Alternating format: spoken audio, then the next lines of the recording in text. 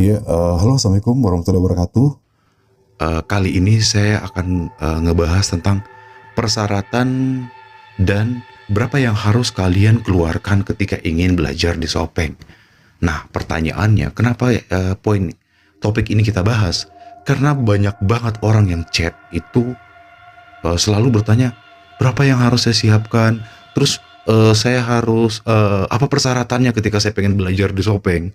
Nah, padahal kalau mereka nonton video 1 sampai 5 itu kan udah jelas semua sih sebenarnya, tapi nggak apa-apa. Kali ini saya akan ngejelasin ulang. Kalau kalian pengen belajar di Shopee, apa-apa aja persyaratannya dan apa yang harus kalian sediakan. Nah, oke, langsung kita bahas sekarang.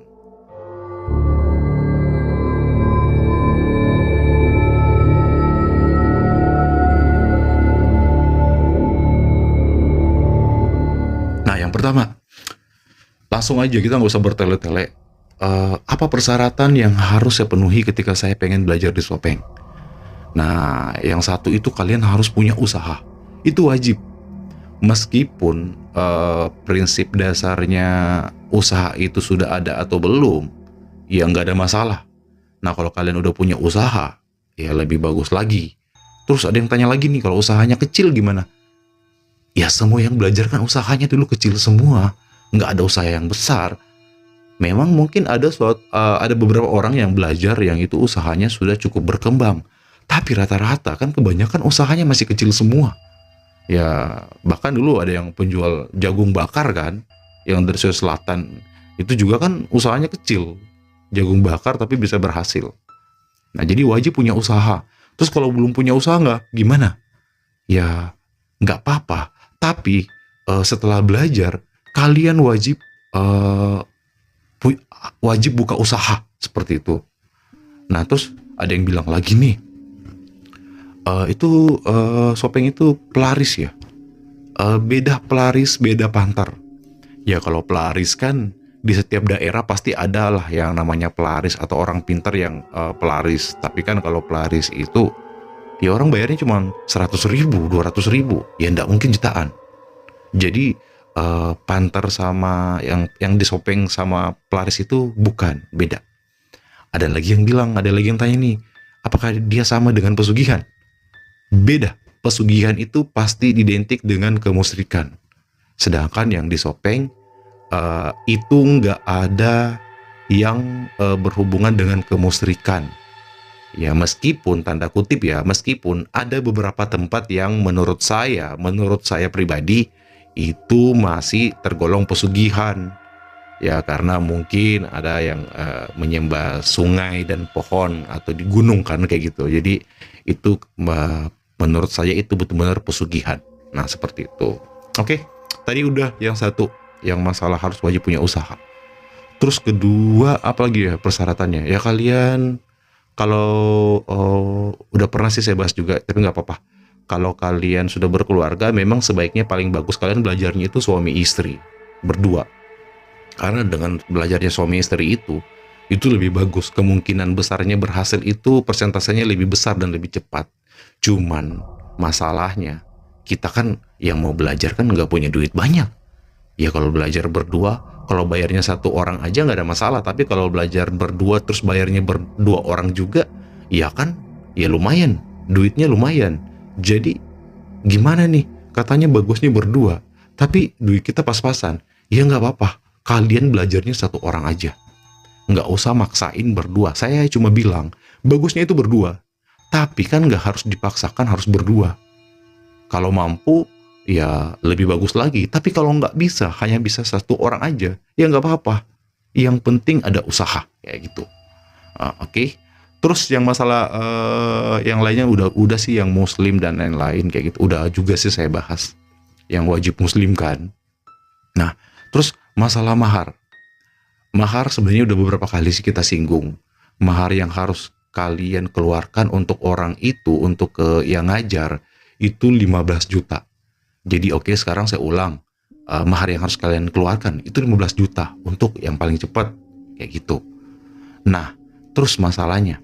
Saya pernah bilang kayak gini, saya pernah bertanya nih. Waktu saya riset selama 1 tahun lebih kan. Saya pernah riset, saya bilang kayak gini.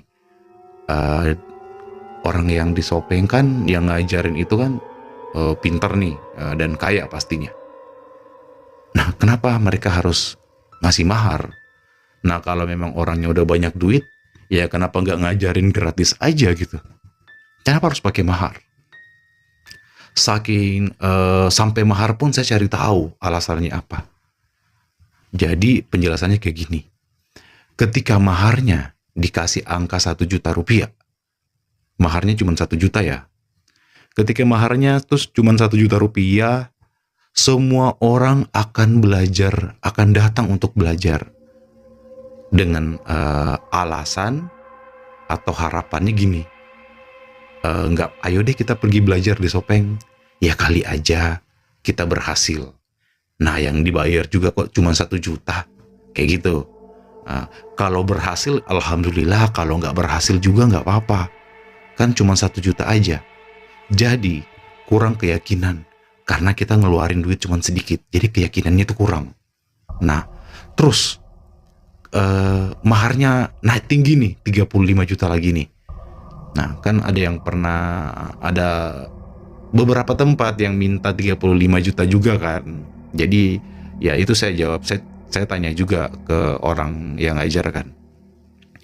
Terus kalau 35 juta maharnya, kenapa nggak 35 juta? Alasannya gini, kalau 35 juta itu sudah nominal yang besar, udah di atas 30 kan, besar.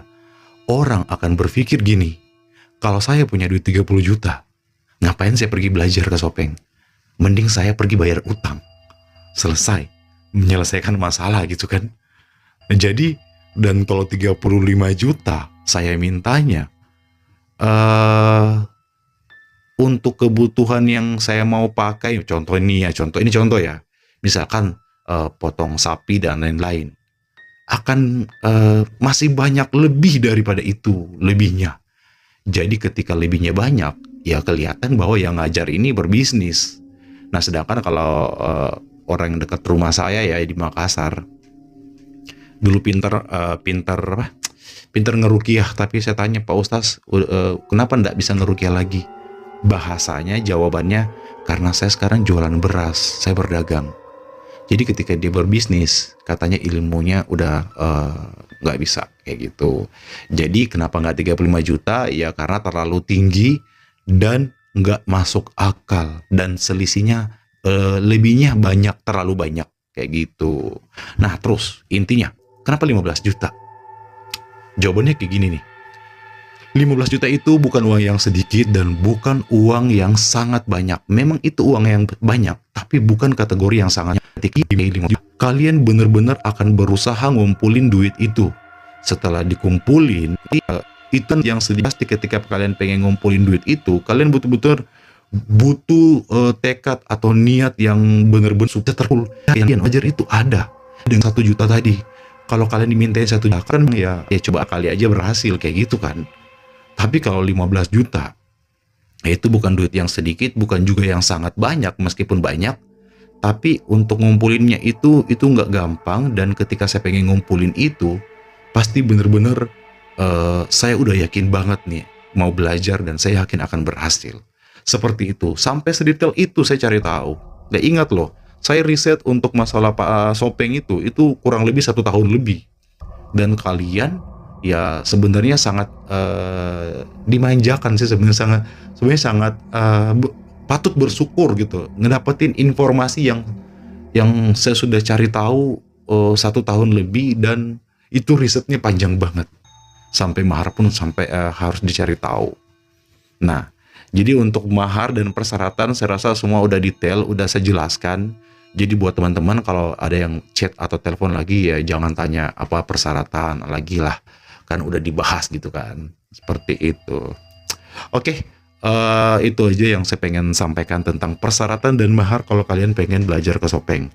Kalau ada yang pengen kalian tanyakan, silakan komen di bawah, dan atau kalian bisa chat atau telepon saya aja di nomor yang kemarin. Nomornya sama kok, nggak pernah ganti-ganti, dan umurnya udah 15 tahun itu nomor, jadi ya bukan nomor abal-abal. Dan ingat yang paling penting, poinnya gini, ada beberapa orang yang ngebahas Panther di YouTube ya, sebenarnya ada beberapa orang. Cuman Ya, kenapa orang yang ngebahas Panther itu nggak berani ngasih lihat mukanya? Kenapa hanya saya yang berani bahas Panther kasih lihat mukanya? Ya karena ya memang untuk ngebahas ini kalian bener-bener harus paham, nggak boleh asal ngomong dan nggak boleh menjelekkan orang lain lah kayak gitu. Dan memang tetap yang namanya oknum itu ada, tapi ilmu yang benar-benar itu memang ada juga. Seperti itu. Oke, saya Denis. Terima kasih. Assalamualaikum.